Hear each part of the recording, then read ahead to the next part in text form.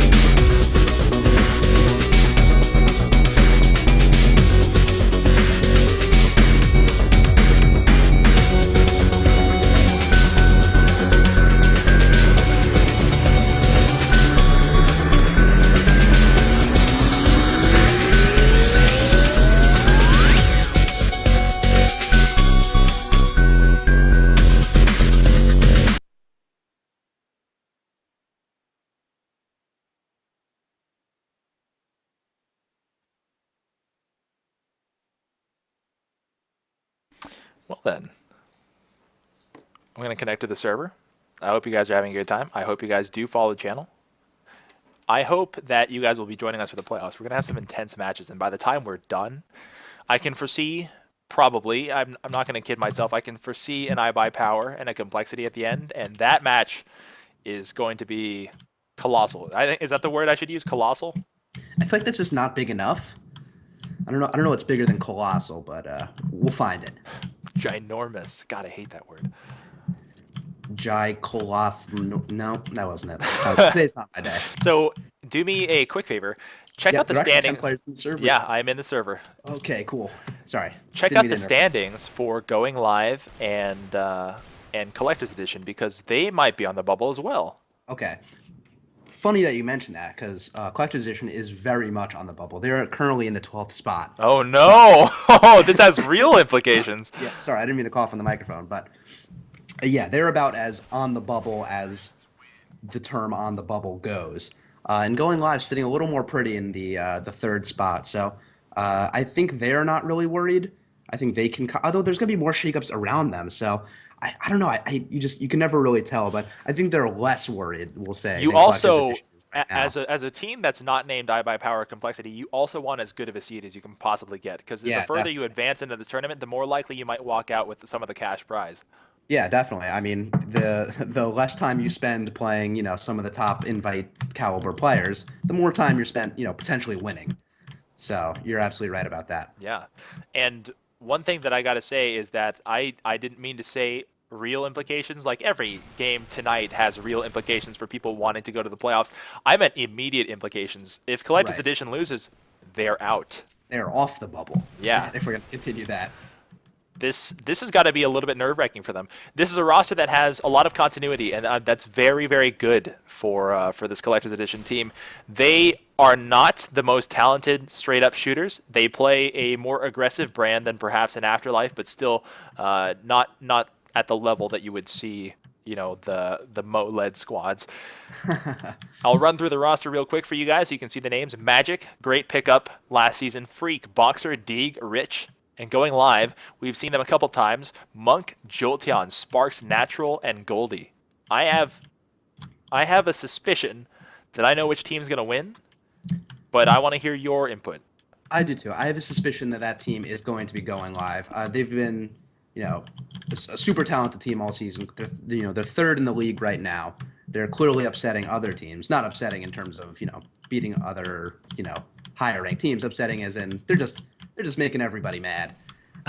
So, so I mean, you got to imagine they're coming in as kind of the hotter team, but they also do have kind of less to play for here. I mean, of course, everyone is on the bubble. If we're going to continue Well, saying we that. just covered how this, even though we think the initial perception might be less to play for, this could still be equally as important Yeah, to them if it's they true. want to avoid an Exertus Complexity, Reliable, or whoever. Yeah, it's true. It's just that Collector's Edition really needs it. They don't have a choice but to need it. If that doesn't really make any sense. No, But that's you know what I absolutely mean. true. Does desperation equate into this picture like a professional sport like basketball and NFL? Sometimes desperation will force players to play even harder. Yeah, I mean, there's a popular phrase, you got to want it to win it. And, right now, you got to imagine that Collector's Edition wants it about as bad as you can want it. Does that mean we'll see the entire playbook open tonight? Everything that they've got thrown out there? I think so. Yeah, definitely. I mean, you know, you can't. There's not a lot left to kind of hold it back for. I think this is still 8-1, so they do have one more game after this. But you know, there's not a lot. There's not a lot of time left to use that playbook if they don't win this game and the next one, or this one or the next one. It's really going to depend how it shakes out. But And we should mention that not only are you playing for playoff seeding or playoff attendance, those who do make the playoffs have a fairly good chance of making it into the invite division next season. yeah, and invite is quite has quite the heft to it in terms of naming conventions in North American Counter Strike. If That's you tell right. somebody you're invite, everybody, the first thing they say is "oh," because you got to assume that that person is just super good, and that's what happens with invite teams. They're super good. That's typically the case. Yeah, So a lot of people will say, well, that's a little bit diluted, right? God, that's silly that these teams who are probably not at the level as the ESEA invite teams are, and maybe we shouldn't call them invite. It's going to be diluted, right? For the first couple of seasons, while we still are integrating teams into CEVO after the CEVO relaunch, we're going to have a little bit of a diluted pool, and as the I guess the silt sifts, if we can use the mining term, into place, and everything kind of sits in the right strata.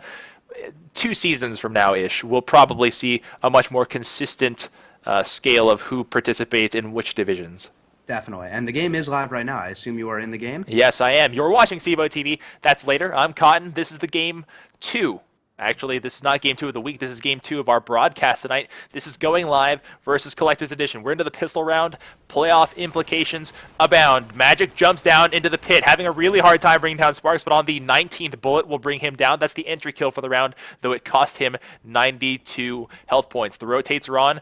Jolteon a little bit late on the spin. Boxer on top in the graveyard. Brings down Natural. This looks like a naturally T-sided round, and we have 2 left for the CTs to retake. This will be extremely difficult for them, especially with the strong positions that all 5 Ts have taken. No chance for them to outmaneuver them or root them out of their positions. I don't see this happening. Yeah, I mean, it's as if they actually heard you on the cast before they started this round. They just came straight out of apartments, aggression right off the bat. So, I oh love wow. I love the apartments pain train. 5-man apartment pain train. It's hard to stop, especially with well-placed smokes. I mean, you can't see everybody come out. You can't keep track of them. They get around you. They just they seemingly come from every angle. And Jolteon actually put up a good fight there at the end, but it was not good enough as the Terrorists did bring in that very valuable first pistol round. That's right. Nothing rebought here. Here comes our first buys for the T's. We're looking at 2 AKs. Fast escalation here. They're going all in. I would think on this round, if you're going all in, you need to play this round a little bit passively. You can't afford to lose these expensive weapons after upgrading. We'll find out. They do just that. I'm reading their minds. I'm calling their plays. I'm actually in this game. Didn't you know? I think they're in your head. I think it's the other way around. I'm their in-game leader. 3 sitting on the T steps, waiting for pushes. They're looking for the banana pushers. They will not get them. Jolteon sitting by sandbags. There's a support man waiting right at the entrance into banana. The number 2 man, Goldie, gets spotted. Boxer with a long range shot. Monk will go down. Jolteon wanted the 1-tap headshot. Now he's just trapped. His teammate must leave him to die. And Jolteon gets a blind kill. Rich runs right into a P250 headshot. Funny there, and surprisingly, Jolteon is still at 80 health and has 2 more kills. What is going on? I think he's going to grab a rifle, too. He's going to grab a rifle. This is an absolutely disastrous round for the Terrorists here because of the fact that their investment into this round was so heavy. A Galil for Jolteon makes this very possible, and the bomb placement makes it that much more realistic that they'll win this round. Now, Jolteon must bring down Magic to make this a one-on-one, because a one-on-two in a situation without armor, no, it won't happen. Magic is too good. Make sure that at least they win this round, but the rebuys are painful, especially when you lose 2 AKs and a Galil. They actually were able to hold on to the AK. I thought the other 3 teammates had only Galils, but I could be wrong. Oh, Either way, I think they swapped them out to find the fallen AKs. Oh, maybe that's very possible. But still, they did hold on to the more expensive guns, which was smart. But Jolteon's just going crazy with the pistols. I said it at the end of last round. He put up a good fight in the 1v5 to hold the A site. In that round, just went absolutely mental with that P250, hitting dudes that I didn't even know. I mean, you couldn't even see. I couldn't even see them. I was flashed on my screen. Jolteon will attempt the same thing again. Presses up to the sandbags. Throws a smoke to blind the banana. No one's there. He'll push through with his Deagle. He's looking for an aggressive push and looking for the 1 Deag. Won't get it. Rich will punish him this time. CT's pretty weak already with a player down to 23 and another down to 3. Going lives, Goldie needs to look to his left and he doesn't. Deag will combine to bring him down. Priest fires a second one. Brings down Sparks and Goldie before he gets traded out. And that's the last kill of the round. Only one casualty that time for the terrorists, and that feels much better. Yeah, definitely. And now both teams are going to have guns, guns, guns, guns, guns. This is, aside from that first pistol round and, the pistol round on the second half, this is kind of the second most important round. This is the one that really sets, at the very least, it sets the tone for the rest of the game. You're right. You're right. I had not prepared to make a statement to what you had said, but you were absolutely right. After this round, this is when that buy, save, ugly slide can happen if you're already losing. Maybe that'll happen. Hopefully it won't, so we have a closer game. But here we go. Here's a push. Natural steps out. Looks like he wanted to get a kill there. Gets away with it, even though he could have been badly punished. Escapes with 74 health and wounds Deag badly, bringing him down to 12. Entry looks good. Going live's Natural was backwards hopping for some reason and got caught in midair. Sparks will clean up, have 2 kills, and the bomb drop. The bomb will, however, get picked up. It's still in safe position. Jolteon is badly out of position, out in open space, loses his life. Monk will trade out his aggressor, Magic. 1 up in apartments, 1 in default. Bomb plant is good, and they'll smoke the retake avenue. Good smoke. Good smoke, exactly right. They have an Opera in their face. They need to know that they don't want to deal with him, so they're force him to close distance. They do. Monk jumps up. Freak was ready. 2 kills there, and Collector's Edition, they're playing with a fire. They're playing right now motivated to get into this postseason. Definitely. And before the game started, I don't even know at what point you said this, but you said that, you asked me if, Clutch Edition is going to use their whole playbook. And, use the playbook usually kind of loosely in Counter-Strike. It's usually, take A, take B, do this, do that. But it looks like they actually have a real playbook here. They're making moves left and right. They're throwing great smokes. Right. They're hitting their shots. They're getting in, going on his face. And it looks like they're actually... I wouldn't be surprised if someone has a playbook somewhere. If you do your homework with the European teams, and I know that you and I have, if you go and find teams playing at a high level, let's do it after this because there seems to be a lot of mayhem. Freak will turn the corner, has the bomb, and will wait for the oh my god, he gets demolished, mowed by a P250 from the blue truck there. That death will make it extremely, extremely weird trying to get that bomb down. Do you jump over this wall, over the barbecue, trying to get it down and risk getting shot? Well, Magic will. He gets tagged. Yeah. Down to 50 health. 3 CTs left, 2 Ts left, but they have guns, and that is a big differentiator, especially when they have a defensive position like this. Bomb will go down. They at least know the one position of Magic. He wishes he could have those shots back. He had a free kill lined up in front of him. Doesn't deliver there. 1 kill for him and a second. Magic has a couple on the round. He's looking for his quad. Can he pick it up? And Rich will take it. Good round on them to recover a botched entry. Yeah, I mean, Going Live should just stick to pistols at this point. They all apparently have the world's nastiest P250s, so yeah. I don't even know why they're messing around with other guns. Back to the topic that we were covering, if you study the European game tape, they approach this from 3 avenues. They have a default, like all American teams have. They have a default that they go to and try to work off of. Then they have a kind of a spread and push sort of look that's kind of like a default, but more isolated to get one specific guy out of position, and that's what Americans call a take play. And then they've got set pieces where they are genuinely, this smoke goes here, this flash goes here, we go at this time, this guy's here, and every piece moves like a chessboard. For American teams, especially amateur teams, I find that only the first 2 are applicable. The European true set pieces are rare. Yeah, a lot of it is that the American teams they'll in practice they'll come up with one of the slow smoke plays, but they don't really practice enough to really get the timing down. When you watch the Europeans do it, like everything just moves at once and it moves in perfect, ideally in perfect harmony. It's orchestral. It's really nice to see. I feel like a lot of times when my team and other American teams try stuff like that, people always get caught with different timings and out of position, and I think it's just a time thing. I think Americans need to start working on that more. Deag crouch walks up to the blue truck and surprisingly gets away with it. Going live, Sparks doesn't see him, lets his teammate die. However, holding on to that pit position really well, not giving up an inch, bringing the T's down to 2 remaining players. They will retreat. You take a look at your overhead here that I'm drawing. They have moved back under the underpass. I won't use the term that we use to describe that underpass, but they are reversing direction, ultimately heading up Banana to B, where And their they'll smokes are encounter holding the Goldie. CTs in place. So Yeah, once again, it's those perfect smokes. it's really good preparation here. They don't want to give up their winning streak, but it looks like this round is going to go to them. Now Goldie, who is holding with his radiation M4A4, is smoked out from the cross position, has to spray through, hoping to get a kill. And how do they keep doing this?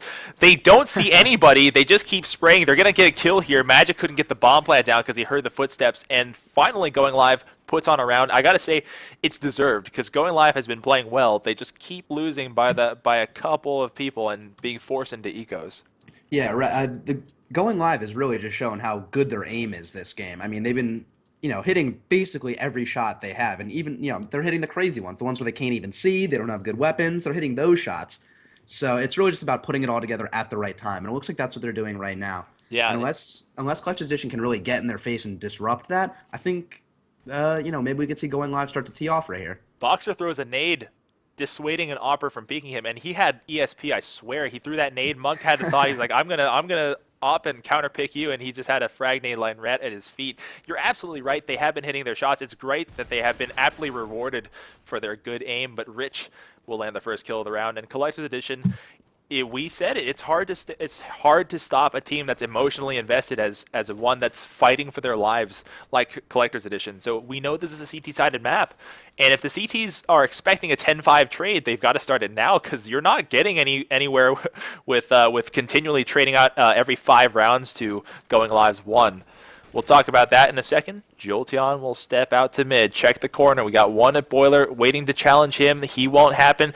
He won't happen to see anybody. The person who does find people is Goldie. He will have an assist. Monk will save him from being run over before he goes down. Rich has taken the site. Through the smoke. Through the smoke. Yeah, Of course it was. I That's think it a was theme. assumed at That's a the point. theme. Yeah. A smoke and a flash over the top. Rich will blind anyone inside of construction. This is a good hold. It's a pretty even take, and I don't know why the spectator does this, but forces me to go third-person chase. Magic will bring down one on the far flank. He is flanking through CT spawn. He gets addressed. Yeah, that's the word I'm going to use. He gets addressed. Down to a one-on-one. Monk fights off Rich only for a moment until Rich lands a nice 3-tap on him. The spectator client chose to not show it to me. I'm very disappointed because I like talking about clutches. Collector's Edition is up 5, and they look like they're on a mission. I know we're harping on this, but it's true. The positioning for Going Live's players is really, really played well. And Yeah. every time Collector's Edition, is just hitting every entry shot that they need to. It also feels like every round is coming down to a one-on-one or a 1v2 or something like that. These rounds are really close. The score seems to indicate that Collector's Edition is doing the crushing, but it really isn't so. We got a Moto Arch boost inside of bomb site A. I don't know if they'll be able to pull it off Ooh, in Magic time. actually timed out, so the T's Now- are playing a 4v5 this round. now- Hopefully they'll play it slowly and give them time to reconnect. They do have the opportunity to pause at the end of this round during the freeze time in the next round, but this round, exactly right, is the time to capitalize. 4 T's, all wielding AKs versus P25Os and a Deagle. Magic has returned, however. I don't know if he'll be able to rejoin this round. We'll Oh, find he out. rejoined right now, but no, it looks like he is still dead. A creeped push coming through apartments. Freak and teammate moving forward. That's our number 6 man, Deeg, who wants to find the entry kill. They have stacked A. They're moving into the CT's trap. This is exactly what they want. However, it might not even amount to enough, considering the fact that they're facing such heavy firepower.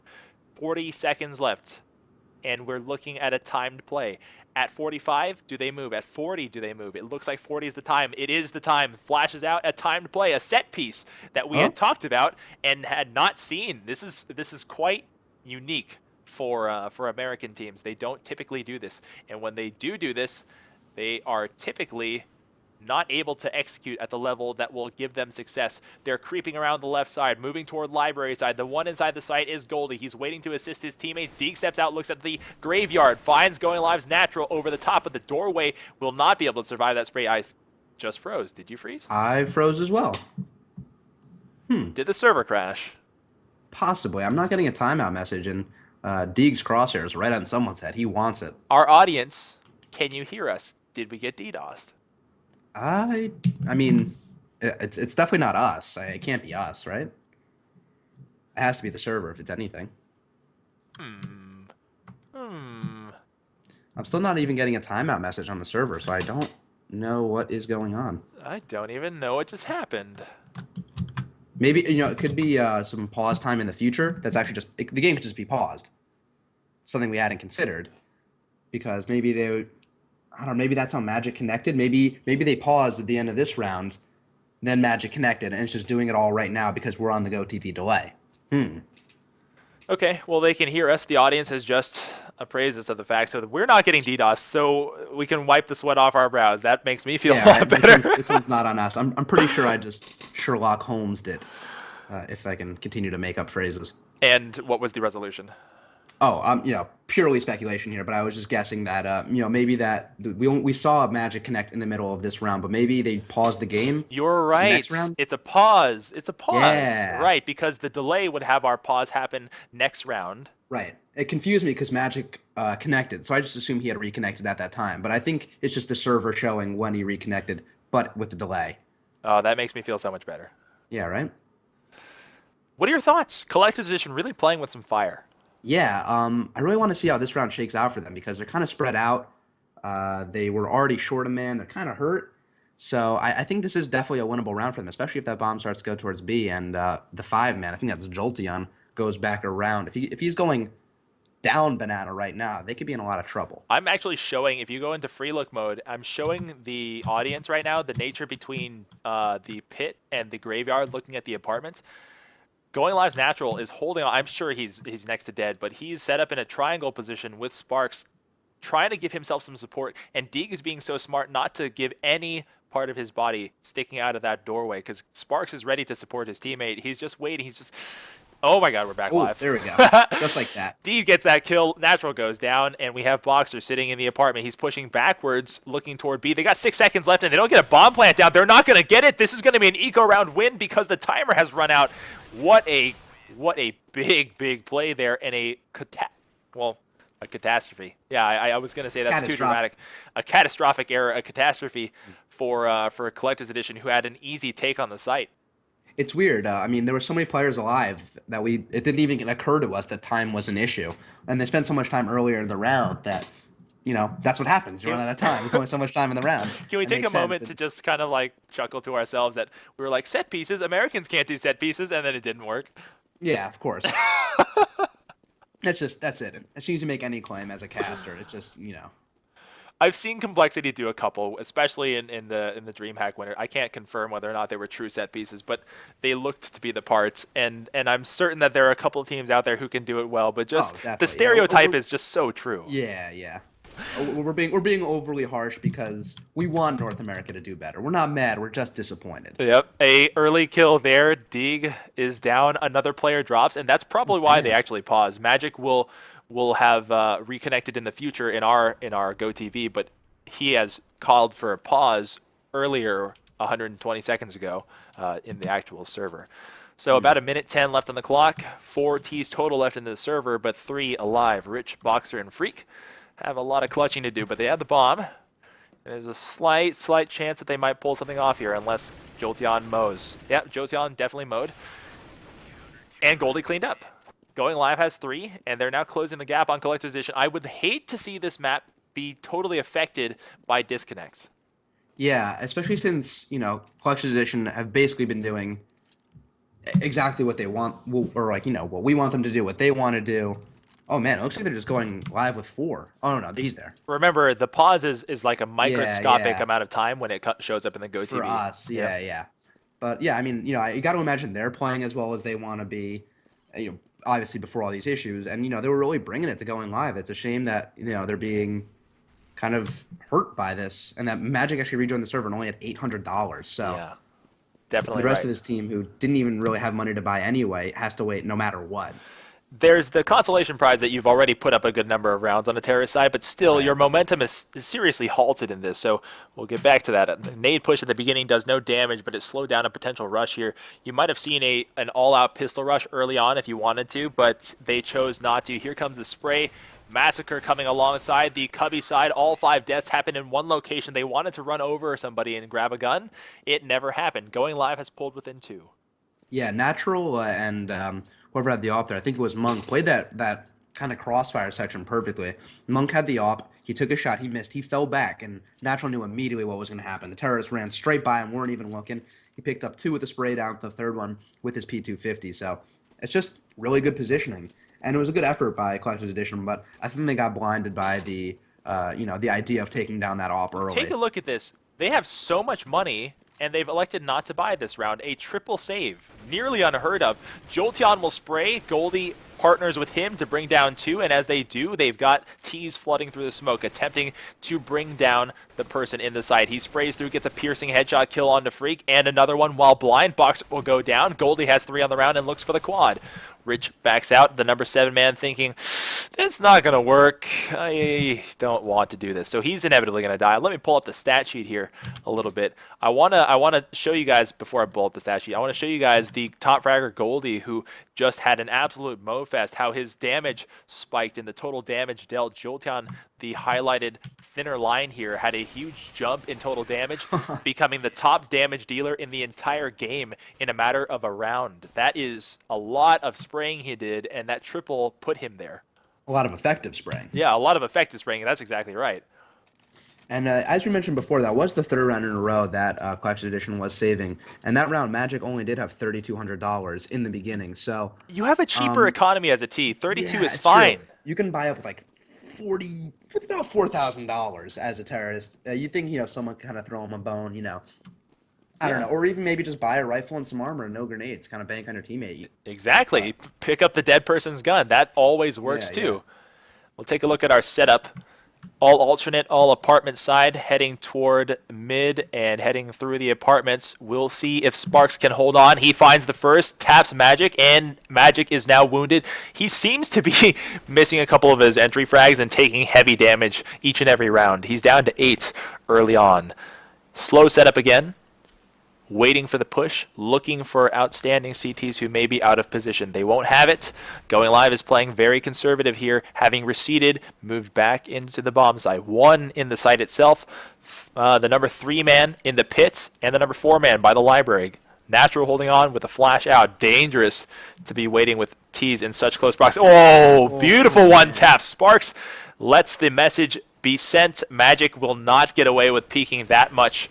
Boxer cleans up Monk, gets traded out as Jolteon steps out to avenge his teammate. It's a 3-on-3. It's rifles for everyone except for D with his lightning strike op. And this is one of the classic skins that I love. It's a reverse. We got a bomb moving backwards, and Goldie looking for someone to... He thinks somebody's coming from CT spawn, and if he hears... now he's going to turn to his left. He's going to be smoked out at the cross. This smoke is bad. It's a bad smoke, and Deeg is not even going to look. I have a fear that he's not going to be ready for somebody waiting in the smoke. A smoked bomb plant will allow Freak to at least deposit some money in the bank. Goldie steps up through the garden, has Deeg. Absolutely ruins him. 2 taps him. Goldie has removed Deeg, the Opper, from play. Sparks holding at the barbecue has brought down Natural. Natural trades him. Rich was the last one holding on, and Sparks and Goldie team up to defuse the bomb. That was a rapid exchange of kills. Yeah, and great shots that round from Goldie, hitting that shot right there to hold the site, and Sparks, who I think took a guy out in the A apartments, right? Hitting that one tap from the pit into the apartments. Yes, perpendicular shots and one tap headshots. Yeah. Oh my lord. Yeah, that's what you love to see. That's raw Counter-Strike right there. I have to say, Deeg must have been so surprised that he got one tap by the Garden man, because you don't expect them to have an AK, so you're like, I can afford to get tapped. He has an M4. But he did, and surprised, it really must have hurt. And it was a very quick tap. It was that quick, like the peek and drop right back into cover. So you don't really even realize what hits you. You're just instantly mad. That's all you know. You're instantly mad. That's exactly right. We have to say that, people are not totally aware of how much talent is inside of the CEVO pool. They don't see the marquee names out there, and they say, well, how good can they be? How good can any of these teams be? We haven't heard of them. There is some up-and-coming talent here, though they don't have the coordination and the time on task as an iBuyPower or something like that. They're almost there. They've got to make a couple of steps and correct some issues, but their aim is always on point. Definitely. And, we've been showcasing great shots all over the place. We saw just recently those shots by Sparks and Monks. Last game, Hordeau stepping up, hitting great shots. The great shots are everywhere. Yeah. They are four set up for the tees. They're all leaning toward alternate side, looking to come up out of the boiler here. It looks like a timed play. It might be that 40-second flash. It might be the same exact play that cost them the last round, by the way. We'll find out right now. 40 seconds. Do we hear a flash? That's the flash. This is the play. They're going to look for the man at the arch side. They find one. Monk had his nade out, and he could not get an off shot on. Frank flashing at B, trying to sell the fake. The 5-man rotating, who is Jolteon, and the 2-man who's Goldie's still there. So they're actually increasing their odds in the A site, and Magic will open up with that awesome shot. So this A take is very possible. Natural may have just saved the round for his teammates there after bringing down 2. The bomb was intended to go to bomb site A, and they wanted to get that bomb plant. That freak nade at B would have distracted everyone. It certainly called over the 2- and 3-man Goldie and Sparks to rotate. It moved the CTs out of position, but Natural literally just stood in their way and ruined all of their plans. I wonder if going live kind of expected that same play. I mean, I know for sure when I play with my team, whenever we're not sure what the other team is up to, we'll say, get ready for like kind of the timing benchmarks, 45, 40, 30, the kind of the fives and the zeros. That's when it's really easy to coordinate a take. So, if you kind of ready yourself at all of those moments, eventually you're going to be right if a team's, sticking to the same timing convention. I also got to say that Collector's Edition has only ever used one set play, and if there's no action in the entire round until the 40-second mark, you're going to just assume it's the same set play. You're not going to think that they're going to break out another play because you haven't shown the ability to do more than one set piece. So you got to wonder exactly if they had read that. If it was read, then it was a brilliant read by the in-game leader or the in-game brain trust of going live. Yeah, I think that round they actually kind of tweaked it a little bit. They had Freak at B who was throwing flash grenades over Banana. So maybe that was kind of what, maybe gave them a little bit of the advantage, but still going live was able to lock it down. And Natural picking up a frag while I'm speaking on Freak. At the end of this half, we will have definitely the perspective to tell you whether or not that triple save affected the outcome of the game as much as we think it did. Dig sees a shadow, comes out spraying, doesn't even look for any sort of finesse. Monk will get mowed down. His op lost for the round, but only 2 Ts left. Jolteon steps into the archway. Magic with the nice 2-tap bringing down Natural, who was waiting in the site. Sparks holding on, who has played this position religiously, literally not moving the entire half, and he doesn't need to because he's locking it down. 12 Yeah, I mean, on his... sorry, I didn't mean to step on your toes again. But, as you were saying, I'm not really even sure if it's, so much the 3-round save, which actually had to have hurt them because that's 3 rounds you're basically throwing in the trash. I mean, you're not throwing them away, but, 3 rounds you're basically saying, all right, we're okay with not winning this. But, it's really just the unfortunate, timeouts from Magic. That was a lot of momentum they lost right there. It's one thing just to kind of lose a round to, losing, but to be forced into losing rounds because a teammate can't connect is both, demoralizing because you're losing rounds and annoying because you're just like, oh no, we don't need this right now kind of thing. The tension is probably already very high in their team comms. That is right. Collected Edition is especially tight right now, thinking that they could be facing the end of their season in the next 2 games. Goldie sprays through smoke, hoping to get another through smoke kill in that rash of through smoke kills from the first 5 rounds. Markedly absent in the last couple of rounds, but it was probably just a streak of crazy luck. I hope it was, because otherwise then people can see through the smoke, and that would be a little bit suspicious. Yeah. Down to the last round, it's 4-on-4. It's a complete A take. The number 5-man is not going to be able to contribute to this initial hold. Jolteon sitting in the site will be waiting at B for the reverse. Nades in, about a minute left. Goldie steps, sees Deeg, sprays down, connects on the 4th, will bring it down. Freak will trade out Natural. Natural who's in this... Oh, Freak will find Sparks, who has switched positions literally what seems like the first time in maybe 10 rounds. Goldie and Jolteon left on the retake. They have to try since it's the last round. Goldie down to 32 health. Jolteon still at a healthy scratch. Oh, touchdown nade. That's a way to do it. He'll come around the corner. Goldie comes into the site. We're looking for that retake. They know one's in the site. One's probably in the pit. Boxer steps out. We'll save the round. 2 kills in a row. 8-7 Collector's Edition really needed that one. It's a tight one going into the stretch. You're watching CEVO TV. I'm Cotton. My partner's later. And we've got a very, very intriguing game for you. It's been riddled with some technical issues, some tight play, some amazing telekinesis and telepathy and crazy shots through smoke, and some funny commentary on the meta of American set pieces. Yeah, and that win could not have come at a better time for Collector's Edition. They were up, I think, like what 6-2 at one point, and ended up losing the half 8-7 because of their unfortunate technical difficulties. But they were able to bring back that last one, and that's the like kind of the last thing you remember from the first half going into the second. It all doesn't matter, but you just know you won that last one. You got yourself back on track, and you kind of push that other stuff back out of your head, and maybe it'll make for better CT play. So our audience says that our game volume is a little bit too low. Again, might be. All of our settings, including the ones that were regulating in-game sound, have been changed. So I've actually changed the in-game sound to be a little bit louder, and if I struggle hearing you, Adam, maybe we'll change that back. But hopefully this alleviates the situation. Hopefully our viewers can tell us if we change anything. Second half is live. We've got pistols.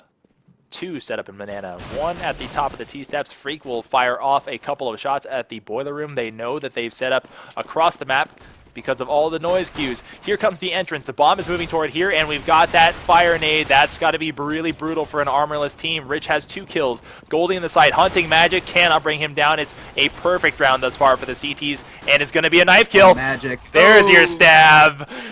Natural's the last one left. Has his candy apple Glock. Steps out too far. Everybody knows where he is. Here comes the second. Oh!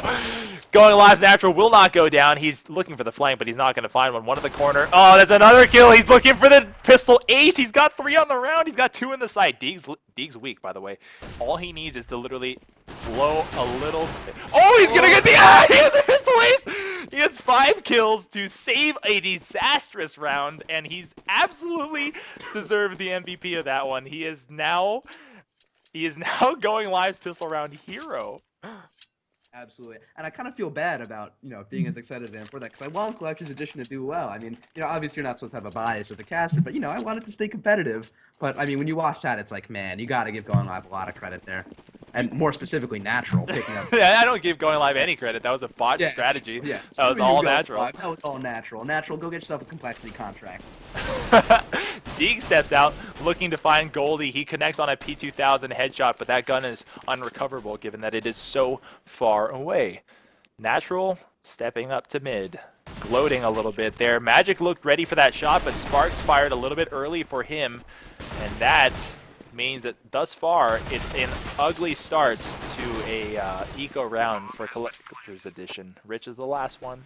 He's got his Darkwater USP, and he wants to pull off the Natural. But he can't. It's hard to recreate what the Master has already penned, and we have another eco win for Going Live. Going Live has been the benefactor of many eco wins this game. Yeah, I mean, mostly not really forced ecos. You didn't really force them into it. I guess it depends what your definition of forced. Actually, no, there's no real debate on the definition of forced, but some of them were induced to themselves, and other ones were bad luck induced for Collector's Edition. I gotta say, Natural just posted 5 kills on that ace earlier, and he's at 12 and 11, so he must have been having a pretty bad game up until then. But maybe they keep him on the roster because he's the pistol ace. Yeah. Lots of smokes for the left. Jolteon will check the boiler. They're absolutely bum rushing this site as they split through apartment. Bombs coming up through the apartment. They're just setting up the cleanup crew. They don't even want to deal with any possibility of people pushing them or ruining their strat. They're just going to pain train. Monk sprinting through with his Bison. He got a quick flank. That's right. Oh, he got caught. Freak the last gets taken down. We're down with our ecos, I believe, 11-7. And Going Live has pulled ahead just a little. Another pause? No.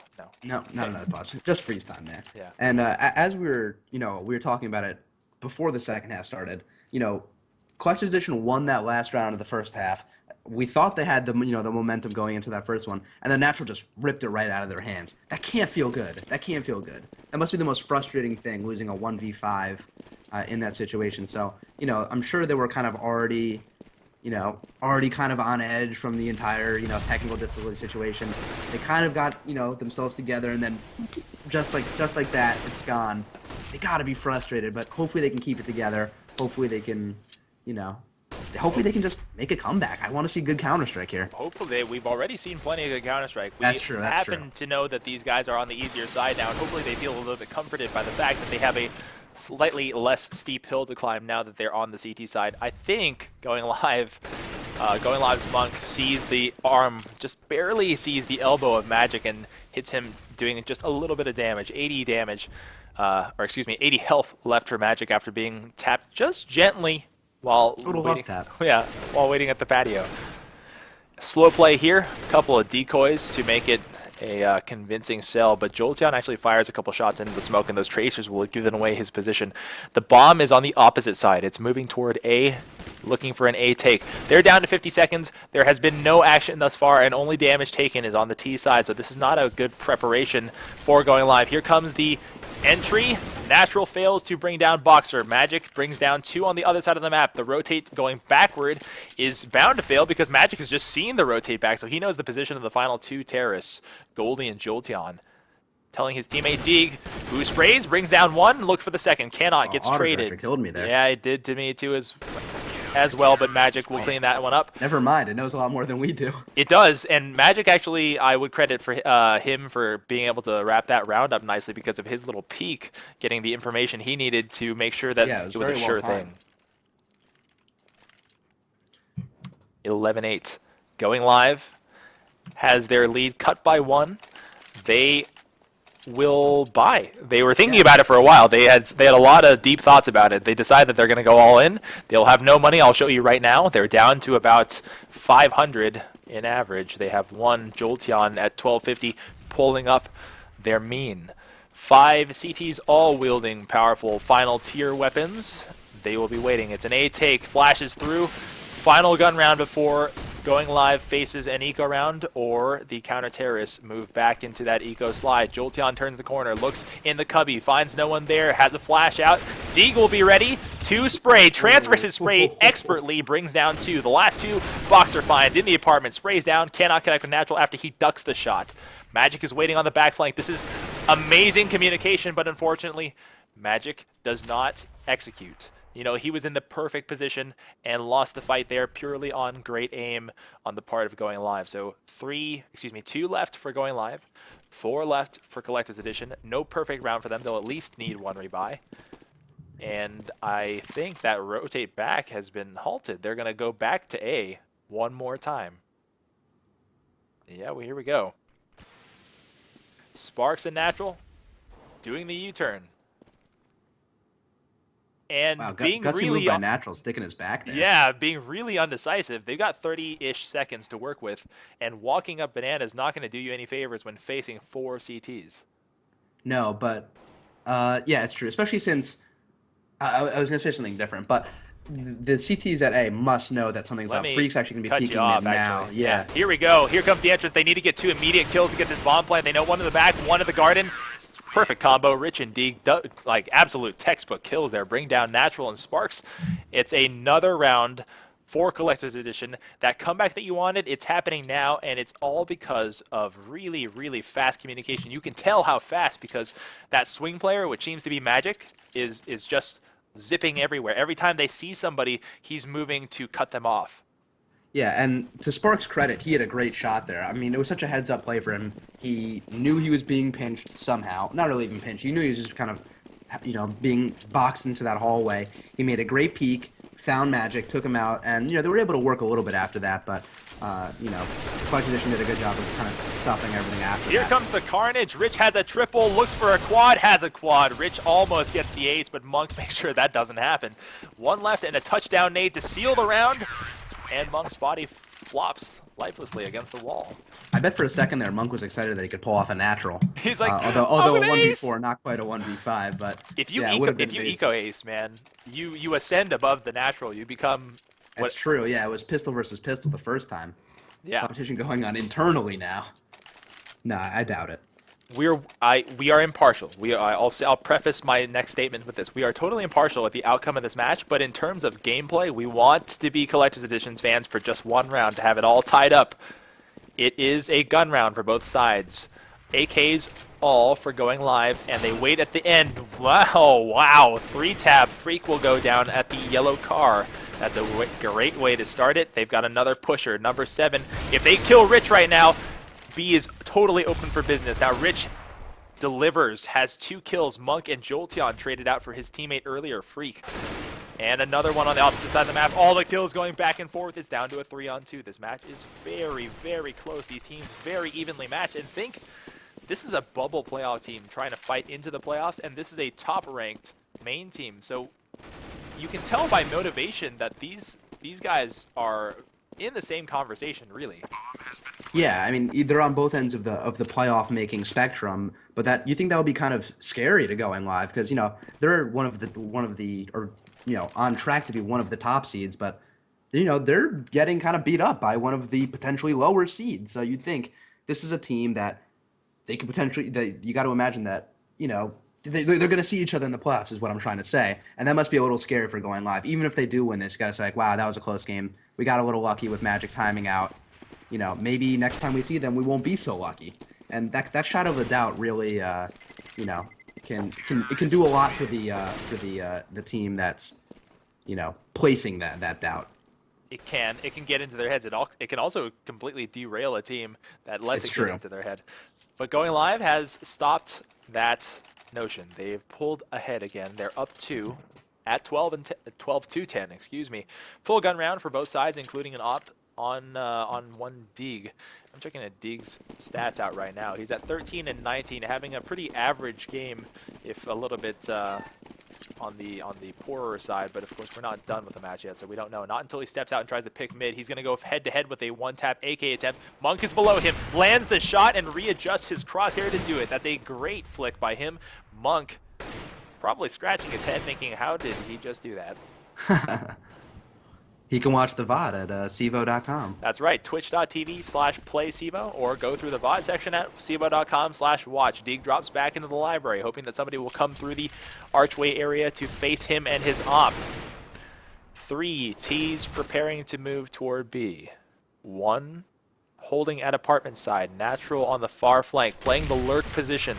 The lurk position that we always see at the high-level teams. The one player who is out of position, thinking to get easy kills coming through the backside of the CT side rotates.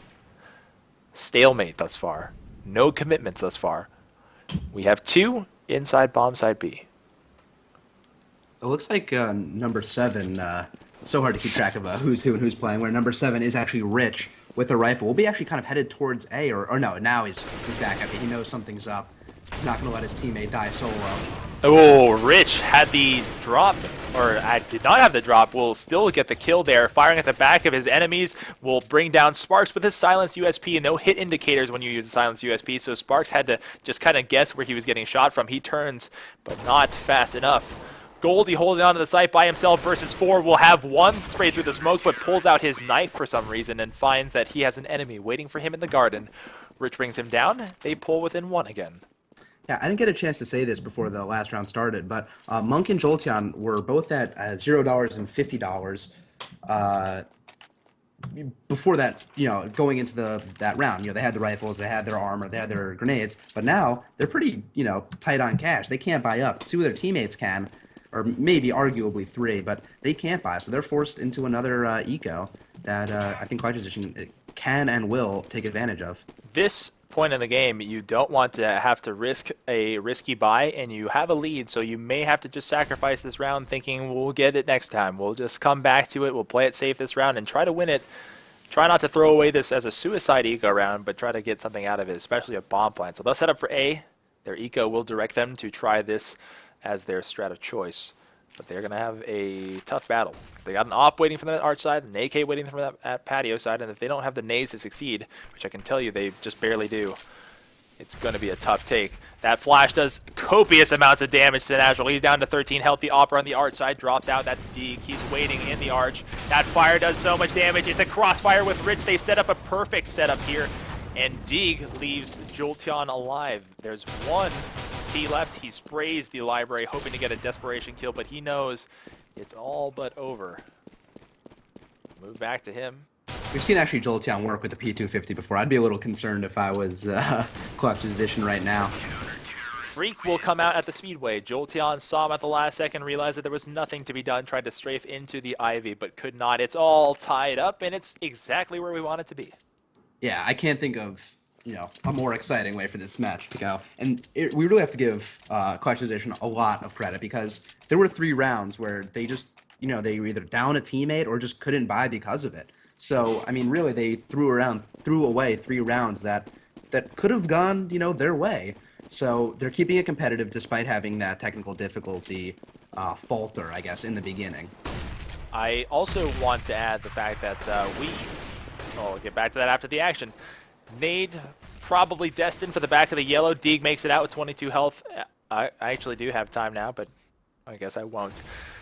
We had questions about where other channels were. We do indeed have multiple channels. If you are interested in seeing Battlefield 4, if you're interested in seeing Dota 2, we have other channels. Check out Play CEVO-1 and Play CEVO-2. Boxer Throw is an errant smoke intended to block off the apartments, but instead blinding himself. Magic has to make big kills here because he doesn't have the support of a teammate. Has a double kill anyway and a triple, all headshots. No help needed, okay? Just whatever. It's Magic. He's got it. He's got it. 2 Ts left. Probably wondering what happened to all their teammates and how they just got mowed by one person. Goldie and Jolteon now backing out, thinking of the alternatives to this round. Now, remember, no bomb plant and a round where they didn't have any money to begin with. They'll be going into another eco after this. Yeah, and they've actually started to lose a few in the rows. So they'll start to get a little more money than I think they're, expecting, or maybe a little more money than we're expecting. So they might be right on that cusp of, force buying or not. So it'll be interesting to see what they ultimately decide. Jolteon and Goldie waiting for a play. If you're just joining us, thank you for joining us. Please do follow us. This is a critical game in CEVO's playoff landscape. Collector's Edition is literally playing for their playoff lives, trying to enter on the 12th seed of 12 available spots. They need to win this. Going Live needs to maintain their positioning. Last one alive for Going Alive is Jolteon. He'll desperately hang on. Our number 5 man is combating an Opera in the back of the fountain. Needs this kill, cannot land it. Deeg holds on just barely and puts up another round for the Collector's Edition side, 13-12. They have now taken the first lead that they've had since the Magic disconnects earlier in the game. Yeah, and Going Live really doesn't have the money to even force buy. It looks like the most money they have is 3,600 on Goldie, who is their top fragger, but that's not enough. So they're going for another eco. You got to imagine Collector's Edition can clean this up, but we're not sure. And that really puts Going Live in the hot seat. Given the situation, I don't think you would force buy, because at 14 rounds, you just play out trying to win out and not... Oh no, it's another eco massacre. Rich wants another quad. He has a double, even though he was blind. Has 2 more at the wagon, at the wheelbarrow, depending on what you call it. They're waiting for that fire to dissipate, but this cannot be a successful take for them. Not unless Going Live Sparks will ruin Rich and pick up a gun and try to make some huge dividends out of his new toy. Freak will enter the garden side. Will engage Natural, who had a gun, and rip it from his hands. That nade almost ruins Sparks, and this bomb defuse comes courtesy of many, many nice re-entry kills. It'll be 14-12. It's going to play out like Going Live expected. I think they went for the suicide bomb plant intentionally. Now they intend to win out. Yeah, and they really don't have much of a choice. I mean, if Collector's Edition can pick up one more round, they're going to be forcing, at the very least, an overtime, which would be incredible. And, if not, they're looking at... It doesn't look like they have a ton of money to even buy up next round. Actually, no, maybe they do with all their bonus money. Who knows? I can't even keep my thoughts collected right now. I'm so excited. Collected Edition has a new fan, at least among the CEVO casters. That is Adam, one Adam later. They're proving why they should be in the playoff conversation right here. And, it's easy to say they, deserve it or anything like that, but here they're actually showing it to us. Step out here, 2 entry kills. Going Live has made the case that they will at least try to win this round. 2 trades thus far. Magic has held on into his sight, but he will go down to a piercing kill. 3-2. Rich and Freak on the retake. They are close enough to definitely pull this off, but they got a smoke wall ahead of them, and they'll have to come through the patio side, which is what the Going Live team wants. Yeah, this was a really solid take, and the T's are now in a really good position to hold off the inevitable retake. Look at that, cascading smoke to make the wall even thicker and to last for even longer. Sounds like I'm doing a commercial for another product. Sparks in his pit, pretending like he's a counter-terrorist. This looks like a going live win, and Rich and Freak seem to know it. They'll go for it anyway. Freak wants to go for the emergency defuse. He'll go for the defuse, and he didn't even have time to go for it. I'm not even sure what he was thinking. You know, that's just him showing heart. You know, you really got to want it to win it, as we said before. And if that's not wanting it, then I don't know what is. That's the adrenaline diffuse. Like, Yeah. whatever, YOLO. I can do it, bro. I can do it. I'll cut the red wire. I'll just cut all the wires. Yeah. 14-13. It's come down to the wire. Speaking of which, an op for the counter-terrorists, as Deeg has been want to use that the entire game. We've got to have the best strat called for going live, and we'll see what they have dialed up to prevent the tie point from being achieved by Collector's Edition. 3 up alternate, 1 T-steps, 2 T-steps now that Rotate is back, and they've tapped a good 2 chest shots into Deeg. It doesn't really matter. Remember, if you damage an opera, you don't necessarily accomplish anything because he is still deadly with an op. Flash early for Magic. He'll back out from his position. He won't panic and fire. He'll just back out quietly by walking. Flash is over. It looks like a beat take is intended. The bomb is at this position too, so they're going to be pushing through. The rotates are late. There's only one person guarding this site, and if they get in early and kill Rich, they will be in business. But Rich has been so good at holding this site, he at least trades out 1. 3 left for the T's. 4 left for the CTs. They have the defensive positioning. They want to tie it up. They may just do it. They bring down Freak. They've got another chance if they can figure out that the person from Banana has just arrived. Deeg brings down another 2 on 3. 1 playing from the garden position. 1 playing the construction position. Jolteon needed that kill. He has 1 on the defuse. This tie point is almost achieved. Magic just barely gets it before being sacrificed, and Jolteon sprays in frustration, thinking, we had that, we just gave it up. Now we're onto the game point. Yeah, I mean, you got, sorry, my thoughts are just so jumbled. I'm really excited by this. You know, as I said before, it's easy to say, you know, this team's good, that team's good, but when teams are actually showing it, it's just great. And especially, once again, from the technical difficulties earlier, they're really stepping up. They need it. They're on the bubble, as we said. They were number 12 for a 12-team playoff. So let's see if they can bring it home right now. A 16-13 victory will be pretty good. Interesting to note, a decoy and a smoke are in location. This is a certain set piece for going live. They're going to be pushing for A and stop. Monk just friendly fired his teammate. What? Another little love tap. Little love tap. It didn't do much damage. The Nova shot in the leg, of course, won't do much damage ever, but it was a bit surprising. Magic has pushed. He finds Sparks waiting. The set piece is completely ruined because Sparks was the entry fragger there. He was clearly waiting to come out of mid. That is a huge, huge clutch play by Magic, who sniffed out the set piece, ran out, and ruined the first person who was intended to move into the A site. 4 left for going live, and Collector's Edition is now putting their throats on their opponents, thinking that we can smell the blood. We are so close, and we must get into the playoffs. Trade there from Magic. Going live's Natural and Monk have totally flipped the conversation. Deeg and Rich now have to clutch. 2 on 3. Deeg wants to try to bring down Goldie, but cannot after switching to his sidearm. Rich is faced with a 1 on 3. Will he attempt it at round 15? It looks like his teammate Deeg has just shy of 12K in the bank, so drops are available if he does want to go for it, although it's just a tough one. Yeah. Errant flash there. Rich is on the other side of the smoke. They're so close to each other. Monk will go for the hunter-killer kill, but he is probably too far away. Now Rich has to turn around and get ready to engage. He's holding right here by the pillar, but he will be safe. It's going to be 15-14. Think of the implications. Think of the implications. You've got to know what you're playing for. Collector's Edition has everything on the line. Going live needs to hang on to their positioning. There's no room for error. No room. And I imagine, you know, Freak to be dropping all of his guns. I think he was the one who had all the money. I think I said a second ago, but I'm not really sure if. It looks like Magic is stuck gunless. He was able to buy the cheaper M4, but was not actually able to.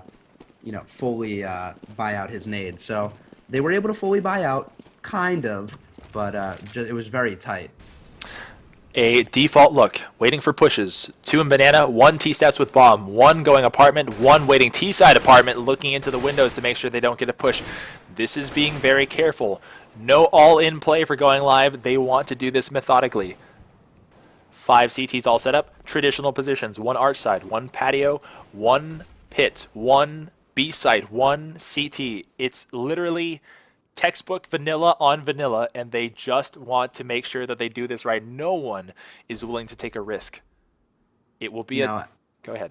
oh, sorry. I was gonna say I think going live is making the right play. They haven't been super successful with their rushes uh, this game. I feel like most of the time their rushing is on ecos, but those definitely have not gone in their favor.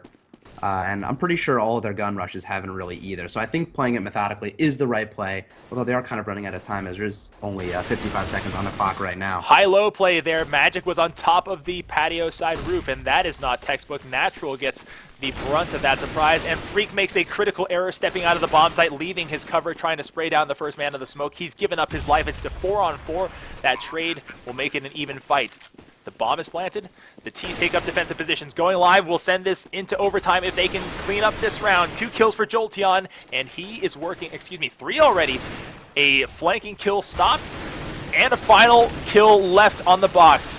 Boxer needs to win this. He's got a double and will move through the smoke. He moves back toward the garden, and if he clutches, I'm going to go absolutely crazy. He's got 1 running out of time in emo. 1 at the banana. Had a chance and loses it. This will go into overtime. Yeah, definitely overtime. Exciting stuff. I mean, I really wanted him to clutch that. That would have just been incredible. That would have been, winning that, was that a 1v4 or 1v5?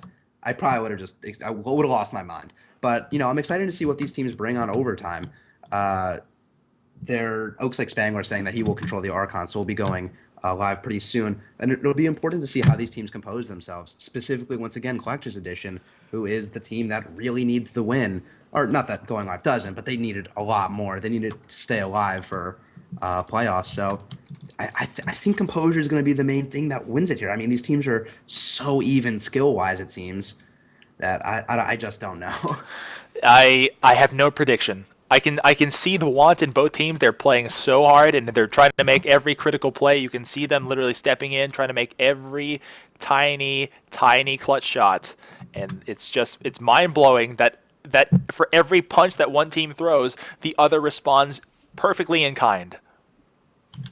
Yeah, and that's just, I mean, it just goes to show once again that, how deep of, a main bench that CEVO has here. I mean, people were saying, or you were saying earlier that, especially with the move up to invite, that you don't really want to dilute the name or the league, but it seems like there isn't really a lot of diluting to do. It looks like all these teams really can compete. Yes. And whether you think it's deserved of the name invite, it really doesn't matter. It's just these teams are here. They're ready to frag, and they're doing just so. That's right. I actually want to address something that I saw in the audience.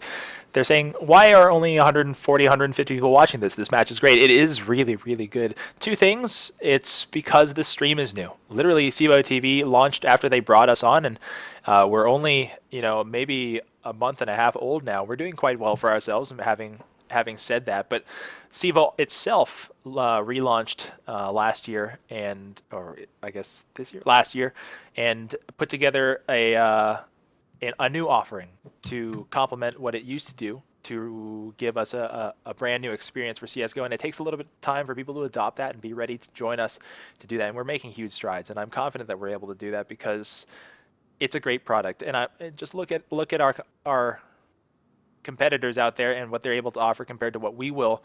And especially since if you've paid close attention to our interviews with our administrators, we've got some really cool things coming down the pipeline that I think a lot of Counter-Strike players are going to enjoy. So we're excited about that, excited about sharing it with you, and excited that you guys are our first adopters, that you guys are in here first, because it's exciting being the guy saying like I was there first. That was me making this community grow, and you can thank me for that, right? We're on the cutting edge. Yeah. I have a quick question. Can you actually see the game right now, or are you stuck at a choose team screen? I'm actually going to reconnect to the GoTV. Never mind. I totally updated the moment you asked me. I'm in. Okay. I just had to reconnect. I was stuck at a choosing team screen. But, yeah, it looks like all the players are in. Magic stuck on the wrong team. But other than that, we are basically ready to go for this super intense overtime. A quick rundown of the rules. All right, we have 5-on-5, best of 4, right? You're going to play 2 halves of 3 rounds. First team 2-4. will move on or win, and if we have a tie at the end of this, we go into multiple overtimes. Overtime can be super grueling on a team. I know my team this season had a 6 overtime loss. Oh my God. That was brutal. I mean, 6 overtimes makes for like a 2-hour game. And were you playing for playoff positioning? No, it was a little earlier in the season, so it didn't turn out to be. I mean, obviously, wins are important. Still did well. But man, losing after 6 overtimes. I mean, to be honest, I didn't even feel bad at the end. I was like, all right, this has to end at some point. I physically can't do this for anymore. I'm yelling whenever we win. I gotta cut you off. You ready? Whenever we lose, go for it. Please cut me off. I'm excited for this. You're watching CEVO TV. I'm Cotton. My partners later. This is the overtime session between Going Live and Collector's Edition. I'm having so much trouble saying that today. They have everything to play for, whether it be attending the playoffs or playoff positioning. It is all on the line. Guns out because of the early money deposits in both overtime caches, and Deeg delivers the first kill of the round onto Jolteon. He'll be down, leaving the take that much more difficult. A smoke to blind the T so they cannot set up correctly. That is a good play, allowing their avenues to enter into bomb site A to be narrowed down to just 2. Magic uses one of those 2 to bring down Monk and pushes Sparks back with fire. This looks like a Collector's Edition early win there, unless Natural does that and destroys Boxer, who was waiting. That gun switch for Magic had redemption written all over it. He has a triple on the round and looks like he picked up a quad. Now I gotta say that's redemption for Magic, because Collector's Edition's Magic, the swingman, who's been obviously moving through that position at Patio, had done that exact same shot at Boiler and failed in the regular time. So now that he's moved past regulation time into the more critical overtime, I think I could say that he's made up for his error. Hitting it when it matters. Yeah, hitting the clutch shot. Yeah. First round goes to Collector's Edition. They have only 2 more to go before the end of this half. They have 3 more before they win. Pre-nade fire. Jolteon will look to find someone at the back of the banana. Early pick there. Deeg getting aggressive where he wasn't before. It's a good move to change up your game plan, because Deeg had been passive, and catching people off guard now is exactly what you want to do. Boxer's now pushing through the apartments, condensing the space that the T's have to work with, and if he gathers information, he tells his teammates, guys, there's no one in alternate. The CTs are going to collapse. They're going to collapse onto bomb side B and shut down the banana push. Deeg is already rotating over to B too, so yeah, they know the B take is soon to be on. Unless some extraordinary shots are made, this strat is already shot. We've got some retreating T's thinking that we've spent too long in banana. It's time to move back toward A. Sparks fires some dummy shots up through mid, trying to alert people of their presence. Smoke over. It will be a B take.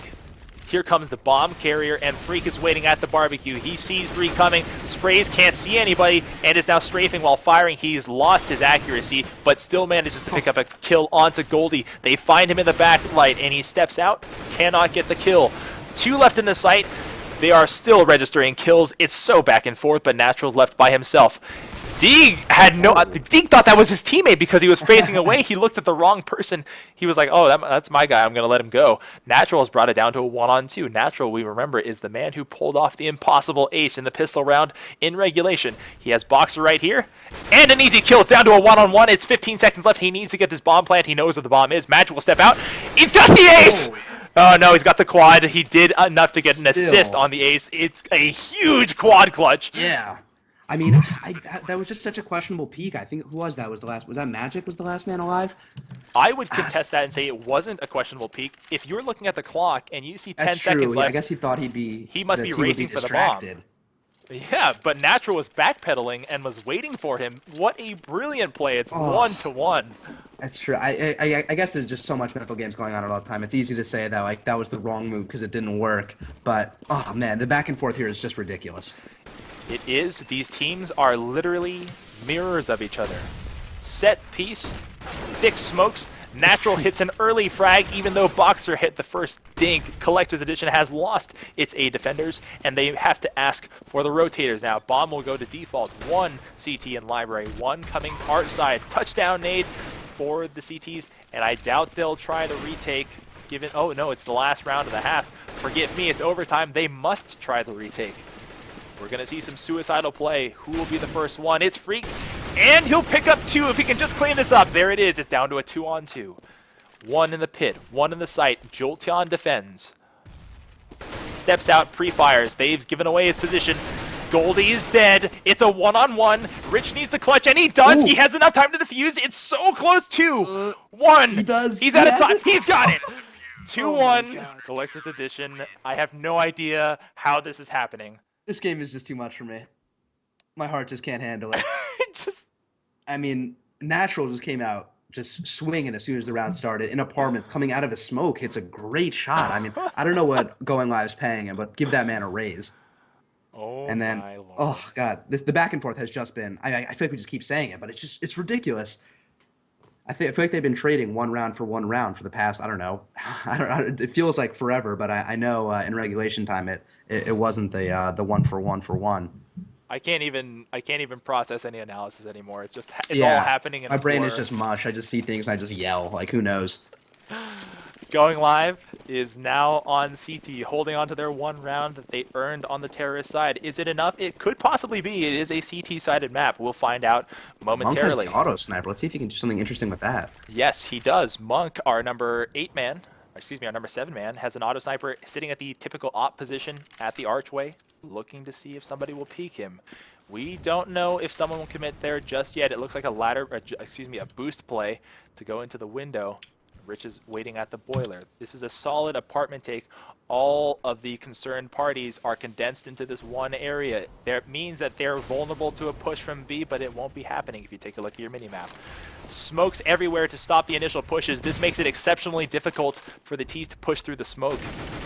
Good play by the CTs to slow down their opponents. Here comes the entry. Spilling out of the apartments. Monk holds on, auto snipes people as they try to pour out of that doorway. It's an absolute shutdown, an absolute mowdown. It's tied up. Yeah, and that was great use of the auto sniper. I mean, I guess really is no different from the op in terms of positioning, but he was really just shredding the T's as they were coming out. The rifle play from up close also helping him out. It was just really, really solid play all around from Going Live. It's got to be solid play all the way through. We're down to the last two rounds, the last rounds before a tie point, and 2 away from a game point. Take a look at the splits here and see how Collector's Edition wants to play this one. It looks to be a default look. One pusher coming up the banana. No one push for Going Live, so he will move here uncontested, most likely. God, this is nerve-wracking. Being the person tasked to hit the entry frag at this point is just an impossibly difficult task. Handling the nerves, handling your assignment. Yeah, no one wants to be the one who kind of makes a gutsy peek and fails. So it really makes for, very passive and very deliberate play, for better or for worse. Which is funny because we've seen some very aggressive pushes from Collector's Edition on their CT side, and that's really how they started this game as this half started. It totally caught Going Live off guard when they were on the opposite team. However, Going Live doesn't seem to want to repeat that here. Freak sees one on his left and turns on him. Trades out, though he shouldn't have. Sparks brings down 2 and a trade. It's totally back and forth. Collector's Edition looks like they've got a man up. Deeg will go down. It's down to a 2-on-2. Similar health on both sides. Magic and Rich inside the site. They'll have the bomb planted, I think, at the default position. Yes, they do. We've got Jolteon trying to coordinate with Goldie. Where are you, teammate? How do we do this? How do you want to approach? Did you see anybody? So many communications being issued right now, and Rich has the drop on one CT. There's the ambush. One left, that's Goldie. Number 9-man knows where Magic is. If he can just get this kill, he knows that he can bring it to a one-on-one. Another one-on-one clutch opportunity. It's a fake bomb plant. Rich knows it's a fake. He's just so tempted to go check it out. Will he go for the official? He's going for the defuse.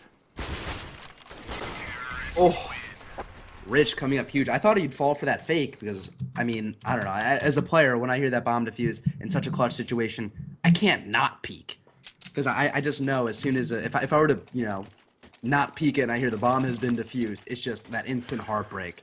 His thought there, I know what he was trying to do. He was reaching for a flashbang that he didn't have, and he wanted to pull off the defuse and flash to make sure that no one could see him. And he effectively threw a nade to try to use the sound to sound like a flashbang, but unfortunately didn't work out for him. High-level thinking, unfortunate, early pick there. Monk steps out at mid, brings down Freak and sees everybody charging him. It will be a full-on assault into the arch side. They have no one playing that position. They'll run through. I doubt they'll even go to A. They may run. Looks like they're actually hanging out there a lot longer than I thought. The bomb is actually isolated right Yes, now in this the is archway. terrible. Could get taken down by number 6. This is really bad. Fox is by himself. He's given up the bomb in CT territory. This could be the end, and we could be going to double overtime because of this critical error. Rich. I mean, we've seen crazier things, than this kind of 1v5 right here. Oh, no, there you go. As soon as I say it. OT number 2. I'm not even. I thought I was ready for OT number 1. I wasn't. I'm not even sure if I can mentally handle OT number 2. It is OT number 2. Spangler chimes in saying, I'm manually admitting this, but I want this to be over. Yeah. Getting Spangler being inconvenienced by the players, and rightfully so. These players are going to inconvenience him for as long as they want to, or as long as they can. And I'm happy he's being inconvenienced, because that makes for even better Counter-Strike for us. So here we go, OT number 2 going live now-ish. Yes, thank you all for joining us. If you're new to this stream, please follow. But I want to give you a little bit of context of what's going on. Collector's Edition is the number 12 seed of the 12-team playoff, and if they lose, they're out. If Going Live loses, they lose their top 3 seeding. Both teams literally fighting tooth and nail not to surrender this game. There are only 2 games left in the season. This is one of them, and both teams clearly want it bad. No team is caving, and they're both making absolutely insane plays. Well, I should say that they're making insane plays of the ilk that Americans do, which is all insane aiming plays. There have been a couple of funny-looking set pieces. Mm-hmm. And I was actually just thinking about it. I wonder if there's any way that Collector's Edition can lose this game but still actually make playoffs, because there is another game. I got to imagine losing this game would drop them down a little bit. There'd be a little bit of a shuffle above them, but if they win another one in a convincing fashion, I guess it is possible that they could end up back in this 12 spot. But I unfortunately don't know how, and I don't think the league will surrender this information, how CPI is calculated, because then you could kind of game the system. Right, and figure out how many rounds do we need, how many, then also teams could theoretically be giving other teams certain amounts of rounds. I think it's smart the way they do it, and the way they keep the math behind kind of under wraps. Absolutely right. There we go. There's the end of the half. Ooh, Magic coming up huge with the Esports 2013 case. Let's see if he can turn it into, maybe something factory new. Who knows? Clutch case. Knowing this game, it's probably a knife. It's like a. It's definitely it's a like knife. a web karambit. If Magic doesn't open that, he's just throwing his money in the trash. This game is stressing me out. Yeah, it's stressing me out big time. It's stressing me out. I've been playing with my hair. I feel like it's finals all over again. This is awesome. We cast as a team nearly daily, and we go into these things having a good time, but we always hold out that little hope that we can get that one spectacular match, and that's what we're getting today. Finally. And for all the people that were here already, who were excited for that Exodus match, we're bringing you something even better, and no DDoS yet. Yes, no DDoS yet. So now it's nice to actually get good games that aren't being DDoS that we can cast, and it looks like the game is live. Everyone's asking live with question marks, but uh-oh. I'm having to reconnect because I'm stuck in the menu. So. All right. Wait, don't reconnect yet if you haven't reconnected. I'm just doing it right now. Oh, don't if you can.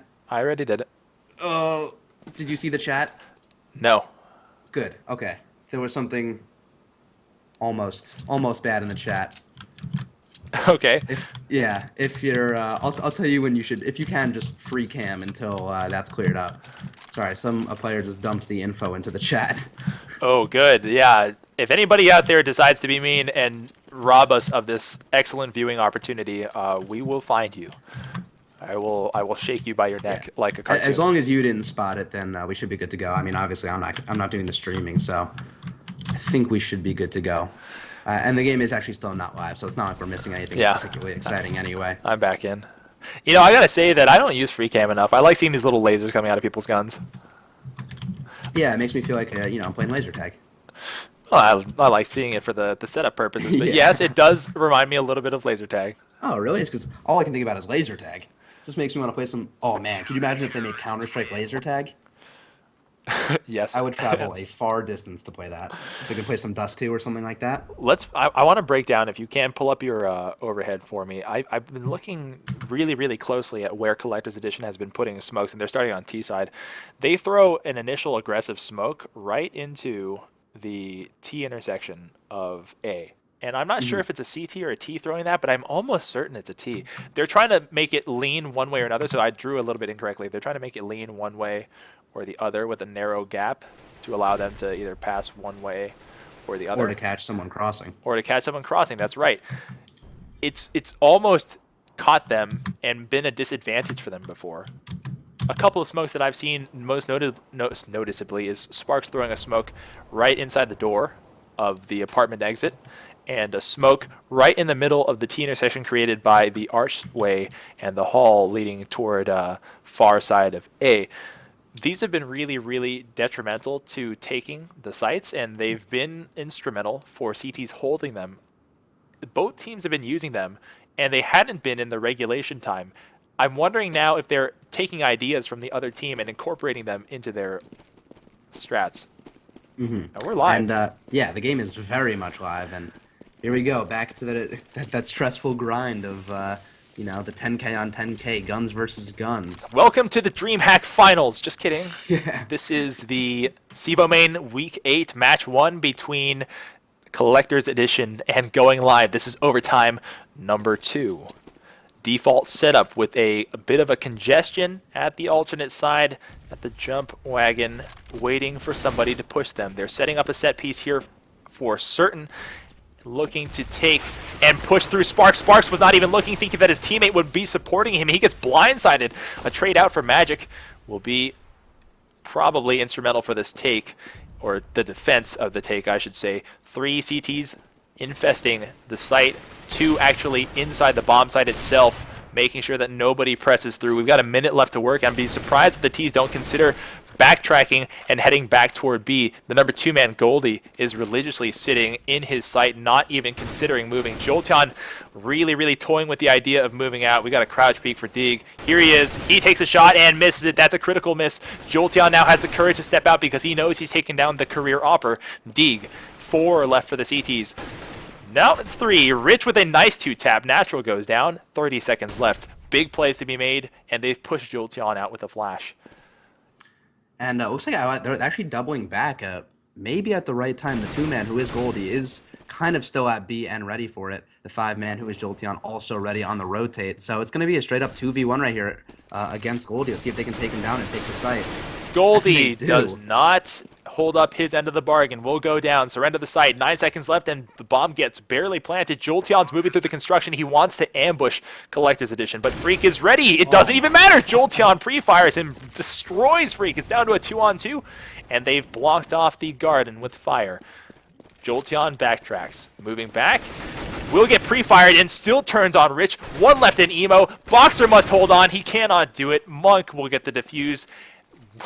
When we say back and forth, like this game takes it to another level, like to the nth degree, to like the power of 5. And Jolteon is just on fire right now. I mean, that first shot he hit on Freak, who was playing in I guess it's not a super unconventional spot, but not a spot I would really pre-fire if I was peeking out a garden.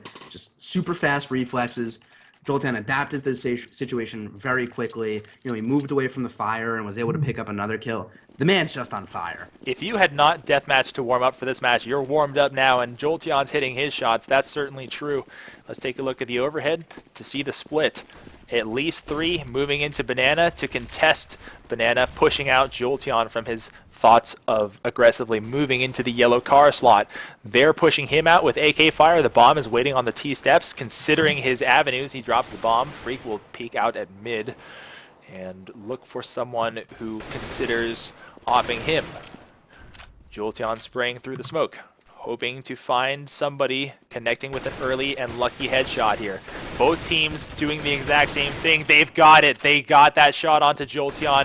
the person who has been thus far a huge contributor to the going live side. So Goldie holding onto the site by himself, calls for the rotate. The number 4-man Monk will fill in for this spot, and it causes a terrorist side rotate. They've come out of the banana, moved back toward A. They're moving through smoke, and they will decide to run through it. They have no one in the pit. They have one on the balcony, and they have to address him because he will derail all of the plans. Natural steps through. It's a huge crossfire. He wants to clean this one up. He's got one to deal with. That's Boxer. It's brought down to a 1-on-2, and Boxer has a bomb. Now he has to get this bomb plant down. He'll go for the plant, and he is far enough away from the CTs to get away with it, but he will choose to plant unconventionally. He taps the timer and fakes out Monk. Monk is going to press him. He's not really prepared for this shot. Box steps out and does not deliver the kill. He had the right idea, but Monk was too fast. Going Live has 2, and Collector's Edition is now facing an ugly deficit. Yeah, I think if that the fake plan was done maybe a little closer to Monk, in the bomb site, then maybe he could have been convinced. But it took him a little more than what I guess I actually don't know how long it does take to plant the bomb. I think 3 seconds, right? Roughly. It's a little bit more. It's like a couple decimals off, but yeah. 3 and change. But yeah, it looks like he took, maybe 4, maybe 5 seconds to even get around to peak Monk. So I think Monk, while he wasn't necessarily ready for the push, he kind of had an idea that the bomb was not being planted. Deep smoke inside the banana. It will force the terrorists back, leaving Magic isolated on the CT side of the smoke. Initial pushes make for a early winnable round for Going Live, and if they put together a perfect half, it puts an insurmountable amount of stress on the Collector's Edition side. Box and Freak must now clutch. Clutch or nothing. They don't get a choice. Here comes a fire. That's a Molotov through the smoke, pushing out the 4-man. That's Monk, who will fall back to the arch side. Both terrorist positions fairly compromised as Jolteon pushes through, looks to transfer his spray, but cannot, and Goldie will clean up that, forcing the second half to be a perfect one if Collector's Edition wants the upset. Going Live is 1 round away. Going Live is really showing why they're the number 3 seed currently in Main. I mean, I guess you could say that Clutch Edition, kind of battled them for the entire, regular 30 rounds, but they're Going Live is really showing that, they can do it for a long time. Yeah, they're not. It wasn't just fluke rounds. They can stay consistent for, 50 rounds even. That's, what we're nearing. So, I think that's really what separates a, kind of maybe the 12 seed from the 3rd seed. Like in regulation time, anything can happen. But it's, when you can do it for a long period of time, it shows you're really a talented team. I would love to see this matchup between these 2 teams on a map that's more aim-oriented and less set-oriented, because on a Dust 2 map, I wonder if this would just be as even as it is right now. So we got a terrorist side, like Going Live, setting up for A in alternate and mid. They'll have Magic and Dig to contest them at the crossfire position, at the patio and archway. Boxer waits in the pit.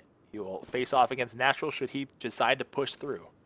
Here comes a smoke to block off the art side, a flash to blind the patio side. They pre-fire that side and find nobody. Boxer's far back, hoping to catch people there. He throws an incendiary to block off the tees. If he comes out, he's got a bunch of flash tees to work with. He has a double kill, and this is the start that Collector's Edition wants. They have taken no casualties thus far, and they're taking it to the Going Live side. They've taken virtually no damage. Spark steps out and finally delivers 1 kill, but Collector's Edition put their foot down. They will not go out without a fight. Definitely not. And the use of Molotovs and incendiary grenades has been really great from these teams. A lot of teams kind of aren't used to that concept being in the game. They're kind of classic old school 1.6 or Swords players that, that wasn't even a thing back then. So, while it might be in the back of their head that is an option, I really don't think a lot of teams understand the true value of really just, locking a team out of somewhere or, not letting a team push through it or something like that. Or even really doing damage over time. Yeah, even forcing people just to stand on it and take some damage. So there's a lot of utility that I think a lot of teams, aren't fully getting out of their Molotovs. That's true. An errant smoke from Rich badly blinds his teammate Freak, who can barely see that through that CT side now. If anybody, or a next-gen strat. Or a next-gen strat. That's exactly right. But who knows? Due to the positioning, they're opening the entire playbook. Due to the positioning of Jolteon, they won't take advantage of this. It's a default look. They're hoping to find a pusher, but they will not. Both teams know that they're playing on edge, trying to just find out if anybody will make a mistake. And Going Live, they've got some rounds to work with, some change to work with, so they're letting Collector's Edition make that mistake if they so chose, but they will not. And Boxer, who's held religiously in his position, looks to repeat here. Here comes the entry. Goldie looks back into the site after barely seeing one of the CTs. They failed to smoke the CT side, and that could be a critical error. Magic sprays through the back, finds one. Here's the massive trade. He gets a double and a triple after spraying through the smoke. Deeg will clean this round out. That's Sparks who goes down last. It's 3-2. I think triple overtime? Maybe triple overtime. I mean, Collector's Edition is really stepping up right now when they need to. The first half of the second overtime, they gave up 3 rounds to going live. So, they need to answer back with a full 3 rounds. In overtime, both teams have basically money for the entire thing. It's just straight up gun rounds on gun rounds. So, they could do it here, but going live is not at a disadvantage in any way. So, we've come down to it. Yeah. The final battle of our time, as Gandalf would call it. A push from Magic. He wanted to find and scout, not to engage. He smokes down mid and will decide to slow down any push there. This could be the end. Going live could win this here, or we could force a triple OT. Either way, we welcome it with open arms. Deeg spies the smoke, looking for someone to push through. He will step through, look at mid. No one peeking him from the jump or the hay bale side. It's nerve-wracking. It's not a default look. If I pull up the overhead map, you'll take a look. It's a clear A set, but they have Monk backtracking, moving back toward the banana in case somebody pushed through. They're just waiting. They want these smokes to dissipate so they can set up their perfect flashes or their perfect smokes or whatever they have dialed up to win this last round. Rich stays disciplined, waiting in bomb side B. The bomb is navigating back, and look at the movement, the gesturing on the minimap. They want to take B. They've sent a flanker, the number 1 man here. Natural is pushing through as a flanker. He's made some noise here to make himself known, but it's critical that Rich holds on. The number 7 man is in the site by himself, and if he does enough damage, he'll send this into triple OT, but he loses his life. It's down to a 4-on-3, and this may be going live's round. Deeg, Boxer, and Freak left with the impossible. Here comes the retake. Deeg steps in, has his op, looks in the smoke, looks right at a flashbang. Will lose any vision of the site by doing just that. Freak is in the construction, looking at the man there. He brings down Goldie, has one of the back left, pre-fires it knowing somebody's back there, loses a few shots, but doesn't lose any information gained. Going live is about to wrap this one up. D can't do it. Going live has finally won it in 2 overtimes, winning 4-2 in this. A epic match, a close match, sealing up their playoff positioning for sure, and sadly bumping out a very deserving Collector's Edition from playoff positioning. I mean, as we said, it maybe not quite. I mean, that was a very close game, and I don't know. I really want the Collector's Edition just had a great showing. They stepped up when they needed to. Unfortunately, they couldn't bring it home at the last second. Brought the number 3 C team to a double OT, even facing technical difficulties where they kind of had to throw away 3 rounds in the beginning. So you can't forget about that. Maybe even one of those 3 rounds could have gone the other way. You're absolutely right. Those Magic DCs were probably instrumental to the loss of Collector's Edition. Either way, let me emphasize what our audience is already emphasizing. Awesome game. Awesome game. I would say that was definitely the best game I've casted. I'm at a loss. It's just I was along for the ride. I was lost in it, and it was so much fun. Thank you all for joining us. You were watching CEVO TV. And if you so choose to, please follow us. We would love to bring you more Counter-Strike content in the future, and we will be, whether or not you join us. But for those of you who are new, yeah, we don't care if you're with us or not. We'll do it anyway. So glad that we were able to give you guys a good first impression. Congratulations to both teams for making a great effort, and especially congratulations to Going Live for wrapping that one up in epic fashion. For myself, and later we'll be signing off. For those of you who are looking to join CEVO, join the placement tournament.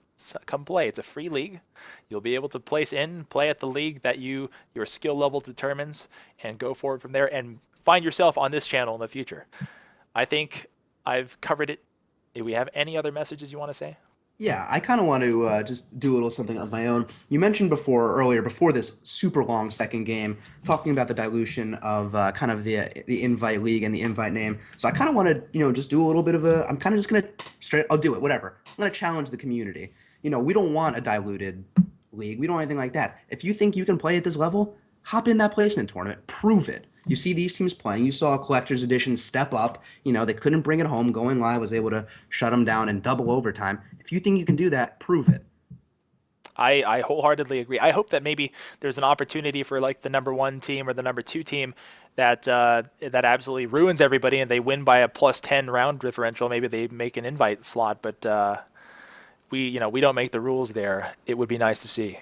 And Definitely. I would, if I were an active Counter-Strike player, definitely accept the rallying cry because I want to be part of this. Nights like this really reinvigorate my belief in this esport.